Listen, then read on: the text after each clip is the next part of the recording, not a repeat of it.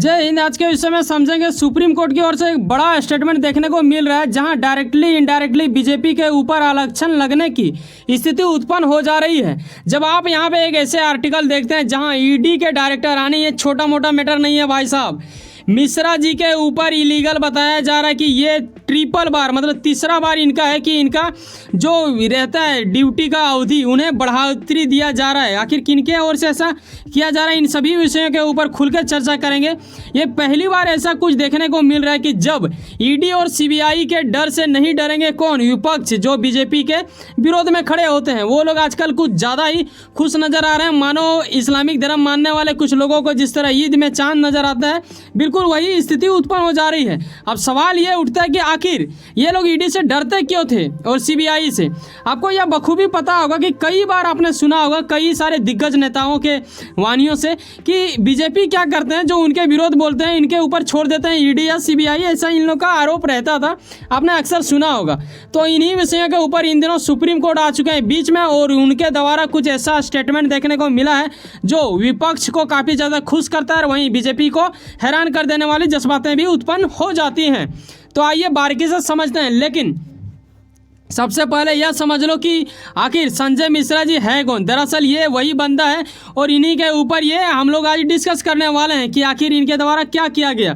लेकिन यह भी जानना पड़ेगा कि आखिर ईडी का काम क्या रहता है। देखो, ईडी जो होते हैं ना, वो डायरेक्टली चीर की निगाह रखते हैं उन लोगों पे जो लोग घोटालाबाजी करते हैं, आनी मुकोटा पहनते हैं भाई साहब, दूसरा निगाह कहीं और चाल कुछ और रहता है, दिखाते कुछ और है करते कुछ है, मतलब बोरा भर भर के ये लोग रखते हैं जेब में या फिर घरों में। तो ऐसे में वही लोग जाके बटोराबाजी करते हैं, आपको यकीनन याद होना चाहिए। और ईडी की अगर मैं कोई एग्जांपल से समझाना चाहूँ तो बस मैं ये कहना चाहूँगा कि ये वो मकड़ी का जाल है ना, जिसमें एक बार कोई अंदर आ गया, कोई नेता या फिर कोई अमीर आदमी, तो फिर उसे निकलना थोड़ा मुश्किल नहीं नामुमकिन टाइप का होने लगता है। ईडी का नाम सुनते ही अच्छों को क्या होता है कि स्कैम के प्रति जो लोग मतलब काफ़ी ज़्यादा उत्साहित होते हैं वो लोग अलर्ट हो जाते हैं। तो इन्हीं विषयों के ऊपर आज हम लोग डिस्कस करेंगे, साथ में यह समझेंगे कि आखिर कितने पैसे बटोरे जाते हैं, वो तो अलग वाली बात है।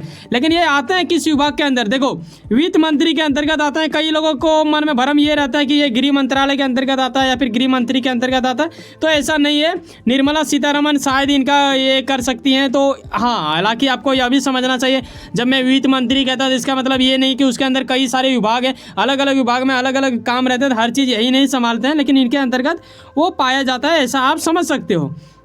अब हम लोग नेक्स्ट स्टेप में समझेंगे कि आखिर ऐसा मामला क्या हुआ। देखो, हम इसमें 3 स्टेप के माध्यम से समझने की कोशिश करेंगे, जिसमें मैंने कुछ लाइनिंग दिया है। ऐसा ही आपको लाइनिंग वहाँ भी देखने को मिला होगा जब आप मेरे वीडियो में आए होंगे।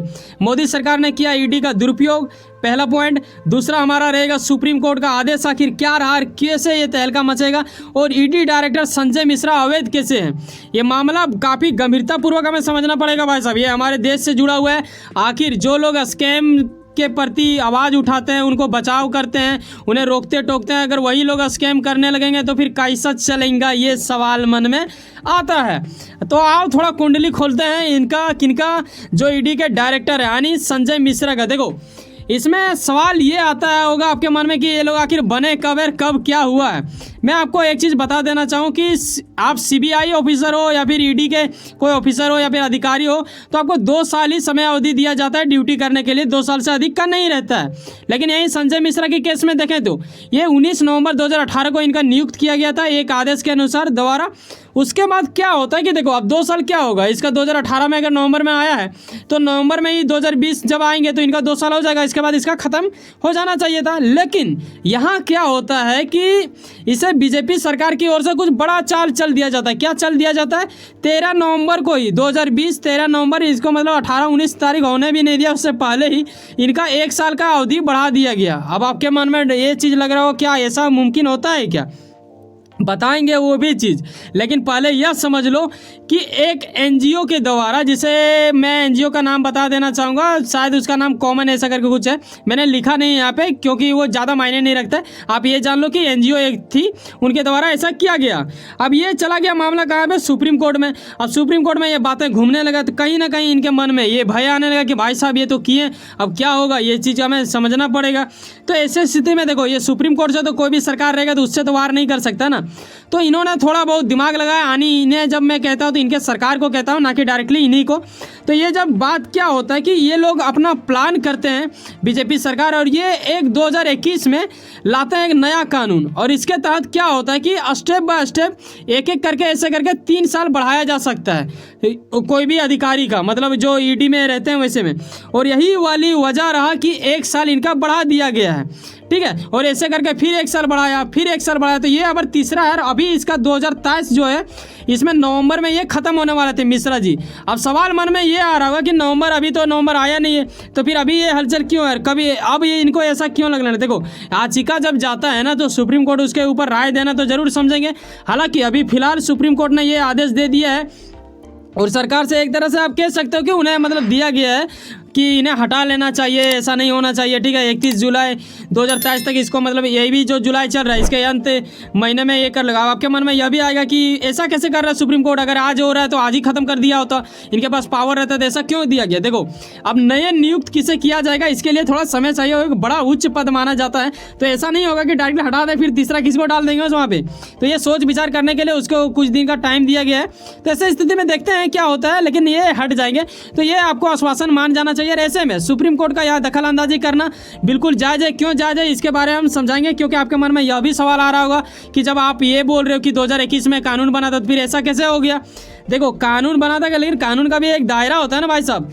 ये देखो उस मामले में ठीक ठाक है जब स्थिति ऐसा हो जाए कि सरकार किसी को ट्रांसफ़र ना कर पा रहे हो, कुछ ऐसी घटना उत्पन्न हो जाती है, या फिर कुछ वैसा प्रॉब्लम क्रिएट हो जाता है जिसके वजह से उन्हें ट्रांसफ़र करने में कुछ आपत्ति का सामना करना पड़े, तो उस वक्त क्या होता है कि सेवा विस्तार कर दिया जाता है। आई मीन उसका जो समय सीमा रहता है उसको बढ़ोतरी दिया जाता है, यानी बढ़ा दिया जाता है 1 साल। तो ऐसे करके 3 साल का मामला था, तो ऐसे करके इनका एक एक करके ऐसे बढ़ा दिया। लेकिन जब सुप्रीम कोर्ट की ओर से इनसे जब सवाल जवाब किया गया कि हमें वो दिखाइए, तो कैसे मतलब इनके द्वारा क्या हुआ कि उतना कुछ पुख्ता सबूत नहीं दे पाए होंगे, तभी तो ऐसा हुआ।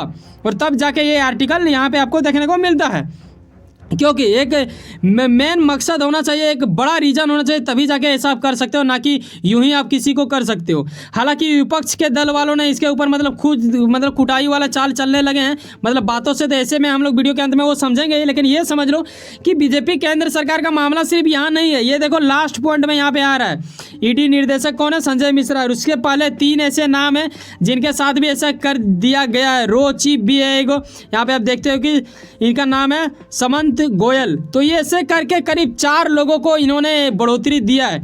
तो इन अभी तो एक के ऊपर चला रहा, हो सकता है और तीनों के ऊपर भी चले, ऐसा भी संभावना जताया जा रहा है। आपने कई बार सुना होगा, सिसोदिया का नाम सुने होंगे, ईडी सीबीआई कितना ना जाने क्या क्या हुआ, ऐसे कई देश में नेता। हालांकि देखो जो ड्यूटी वो तो करना पड़ेगा, इसमें आप ये नहीं कह सकते हो कि ये एकदम बीजेपी का पाला हुआ है, लेकिन विपक्ष के कहना वही है। तो इन विषयों के ऊपर भी हम लोग चर्चा करेंगे कि आखिर हो क्या रहा है। इससे देखो कांग्रेस की ओर से एक बयानबाजी के तहत यह पता चलता है कि इससे यह प्रूफ हो जाता है, ऐसा बोला जाता है उनके द्वारा, भावना मतलब उत्पन्न की जाती है, फिर उसको दर्शाया जाता है कि मोदी सरकार ने ईडी का दुरुपयोग किया केवल विरोधियों को क्या करने के लिए, दंड देने के लिए, या फिर प्रताड़ित करने के लिए, या फिर बीजेपी के राजनीतिक हित के साधने में जो मतलब उनके रुकावट बना उनको मतलब कंट्रोल करने के लिए ऐसा कुछ किया जा रहा है, ऐसा बोला जा रहा है। किनके द्वारा, विपक्ष के द्वारा, खास करके कांग्रेस तो ज़्यादा ही विपक्षी हैं उनके, तो इनके द्वारा ऐसा कुछ सुनने को मिला है। वहीं पे एक कांग्रेस के नेता के द्वारा कहना है कि हम ही ने ये याचिका दिया था तब जाके ऐसा हुआ। ये देखो सिर्फ इसी के द्वारा नहीं हुआ, और कई सारे ऐसे आज का, जैसे कि मैंने एनजीओ का बताया, तो उन्होंने भी ऐसा कुछ किया था। हालांकि चलो ये बोल रहे हैं अपना विपक्ष के लिए कुछ ना कुछ ये लोग करते रहते हैं, तो ऐसी स्थिति में हमें इनकी भी बातें थोड़ा बहुत नहीं हद तक सुनना चाहिए और समझना चाहिए, क्योंकि सिर्फ एक ही सरकार का सुनोगे तो नहीं होता, दोनों तरफ का सुनो, जो मौजूदा सरकार है उनका भी, जो विपक्ष वाले हैं उनका भी।